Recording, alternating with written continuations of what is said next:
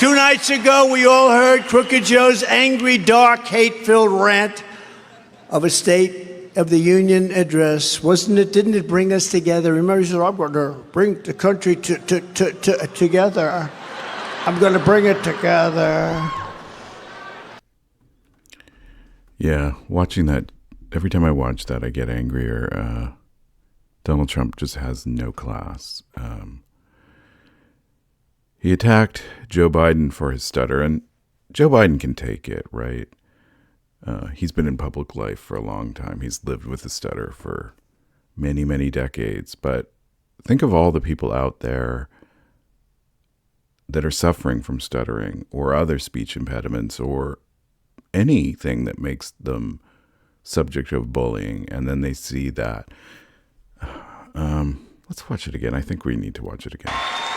2 nights ago, we all heard Crooked Joe's angry, dark, hate-filled rant of a State of the Union address. Didn't it bring us together? Remember, he said, I'm going to bring the country together. I'm going to bring it together. Yeah, it doesn't get better when you watch it again. It just makes you worse. Just makes it worse and us angrier. But that anger will make us go out and vote, won't it? Let's compare that behavior around stuttering to Joe Biden's behavior. Hey, what's your name? Owen, this is my son, Braden. Hey, Braden, how are you, man? We're here because he stutters and we wanted to hear you speak. Oh, man, come on. I tell you what, don't let it define you. You are smart as hell. Now, you really are. You can do that. Can I get a phone number for you and I can tell you what I used to do and how I would do it? Can you take his phone? Because there's about 25 stutterers I continue to work with. And I can tell you the things that help me. I know, by the way, the hardest thing is talking on the telephone. So I don't expect you to be able to. But when I stuttered, I used to talk like this. And it took a lot of practice, but I promise you you can do it. I promise you. And don't let it define you. You're handsome, you're smart, you're a good guy. I really mean it. Don't let it define you. And you know when I say I know about bullies, you know about bullies. The kids who make fun, it's going to change, honey. I promise. Yeah, Joe Biden knows about bullies. Donald Trump is one of those bullies. Not a kid, but a kid in his mind. And you got to take us back. This is New Hampshire during the 2020 election. Joe Biden was not doing well. He didn't need to take time out of his schedule, time there to talk to Braden. And it didn't end there. They did talk on the phone. They did work together. And it led to Braden appearing at the 2020 Democratic National Convention. Let's look at a little of that. Hi, my name is Braden Harrington, and I'm 13 years old. And without Joe Biden, I wouldn't be talking to you today. About a few months ago, I met him in New Hampshire. He told me that we were members of the same club. We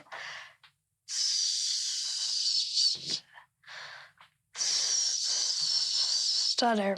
It was really amazing to hear that someone like me became vice president. He told me about a book of poems by Yeats he would read out loud to practice. He showed me how he marks his addresses to make them easier to say out loud. So I did the same thing today.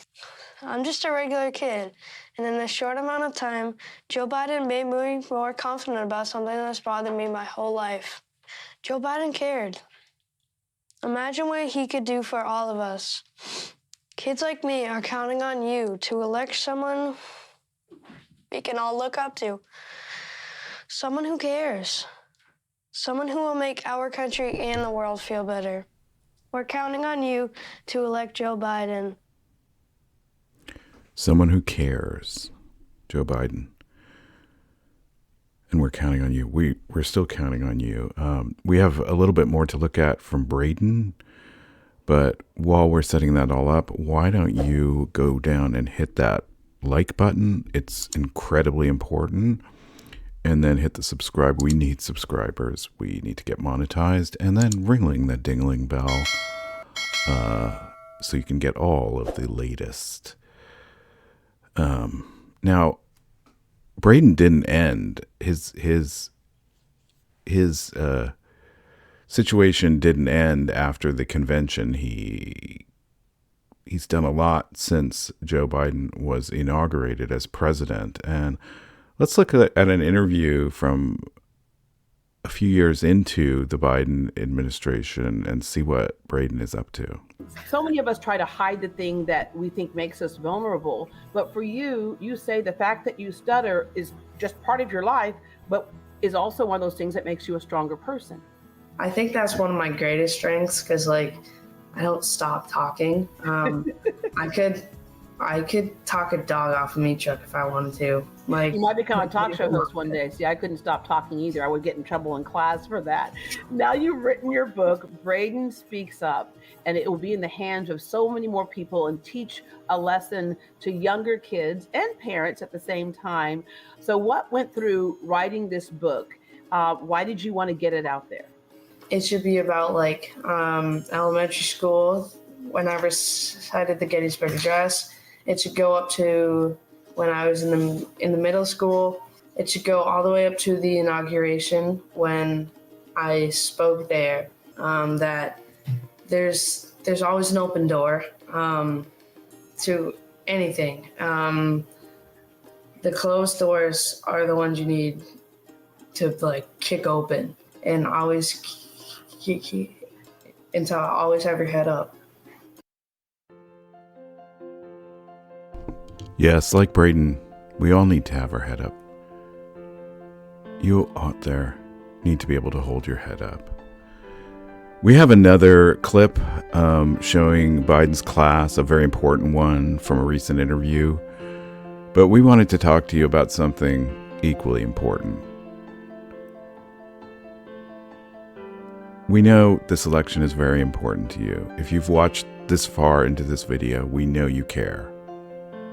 And we know you want to do something about this election. But that's not always easy when inequality is all around you, especially when it comes to voting. Here's an important fact you may not know.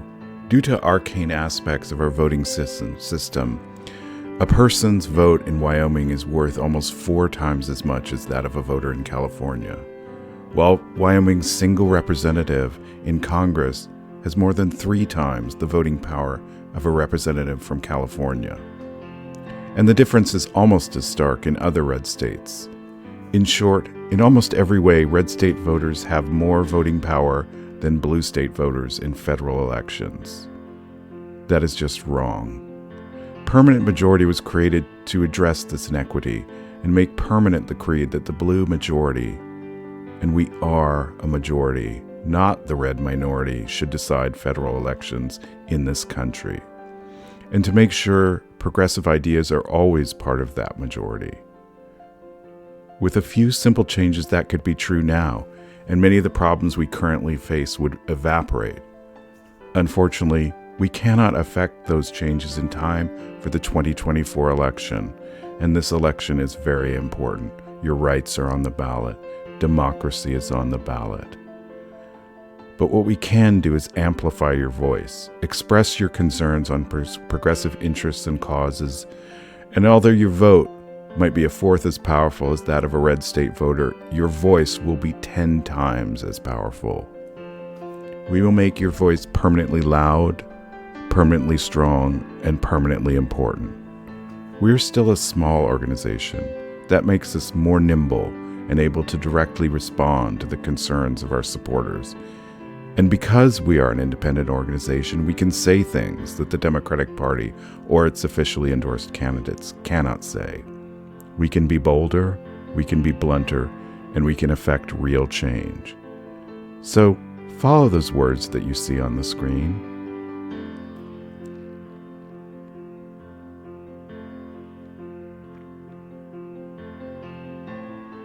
Don't wait.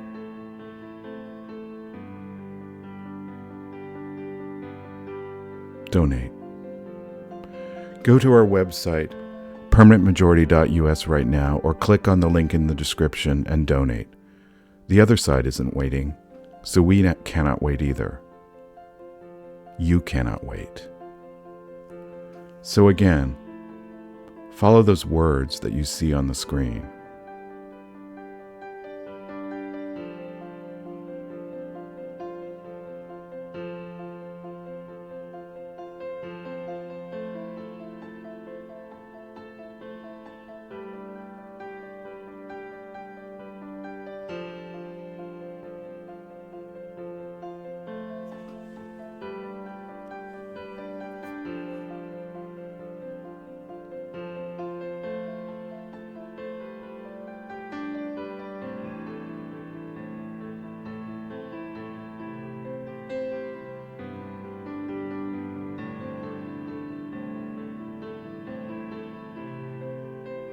Don't wait.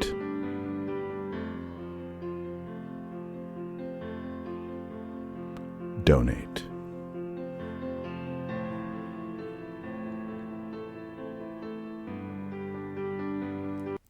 Now, Joe Biden's compassion has been a very important part of his position in political life. And Braden spoke eloquently about it, but it's also on wide display, as it was in this recent interview. You know, I noticed the look of surprise on your face when you walked into the chamber and you saw Congresswoman Marjorie Taylor Greene. It was priceless. You feigned shock at seeing her. But during your response to her heckling of you, you used the word illegal when talking about the man who allegedly killed Laken Riley. An undocumented person. And I shouldn't have used illegal. It's undocumented. And look, when I spoke about the difference between Trump and me, one of the things I talked about on the border was that the way he talks about vermin, the way he talks about these people polluting the blood. I talked about what I'm not going to do, what I won't do. I'm not going to treat any of these people with disrespect. Look, they built the country. The reason our economy is growing. We have to control the border and more orderly flow, but I don't share his view at all. So you regret using that word? Yes. That showed real class, because not only did Biden admit to a mistake in front of the American public, but he explained why correcting that mistake was important. And that is ultimate class. Now, we want you to show some class by clicking on that link in the lower left-hand corner and watching another great video from Permanent Majority. Make today a Permanent Majority session. Watch a bunch of our videos.